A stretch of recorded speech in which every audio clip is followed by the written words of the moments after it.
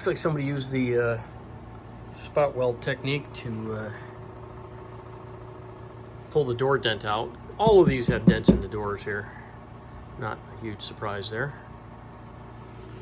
But yeah, that's a little thicker than I'd probably want to go with. That's some major bondo right there. That is. So, just to keep it from rusting during the winter, I just want to strip this off. I'm feathering it down to the point where at least I can feel that it's not going into anything else, and then I'm just going to spray that with a coat of primer and sealant just to try and protect it for the winter. And then this summer I'll have to do something a little more permanent. But yeah, maybe a skim coat of this stuff on there. But yeah, I think I'd be staying away from that. Honestly, with the flat white, it's not really going to bother me, even if I don't have. I mean, most of that dent's not even in there, so that one looks okay. Over on this side, you can see that dent right there, and I'm probably going to knock that out from the inside, at least to a degree. Nothing crazy.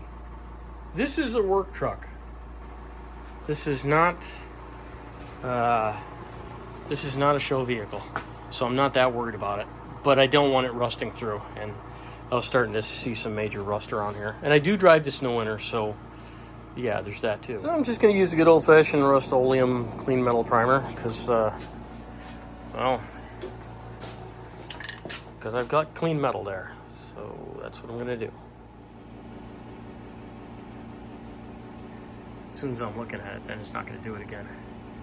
But it looks like one of our fluorescent lights is giving up the ghost. At least a piece of it is.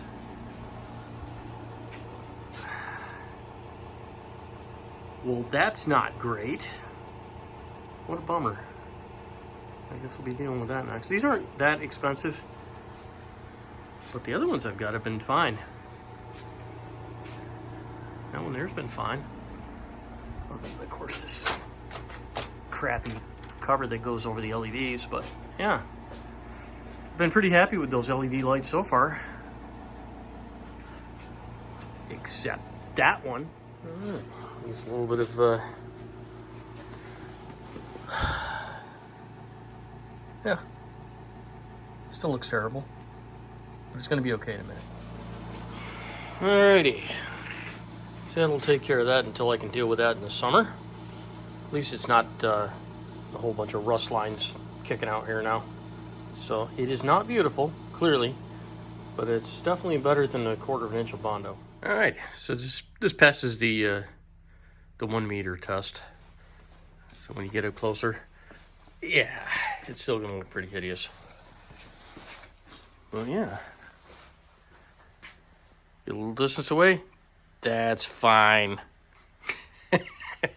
I'm gonna consider that done until this summer when I can do some actual work on it. But like I said, I just want to take and I want to get rid of the rust. I want to take care of all these spots and stuff here. I want to get all that sanded down, and then just get a nice skim coating of something on it, just to prevent it from rusting. I don't want any holes through the body. I don't want any holes through the frame. And right now, it's not in terrible shape. There's a lot of minor surface rust on it, but there's nothing crazy. And I do wash this during the winter, just to make sure that I keep it in as good a shape as possible.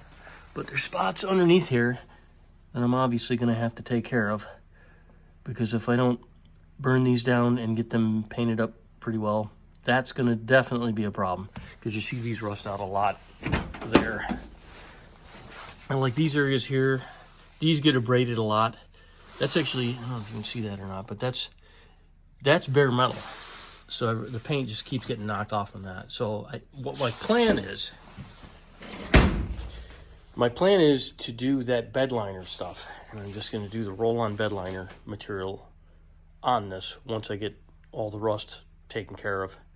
And then I'm going to paint white over the top of that. So it'll have that lumpy, bumpy look all over it. But a lot of people have been doing that with these trucks, and they've been super happy with it. And I think that's probably what I'm going to do, just because I think that'll be a more durable coating.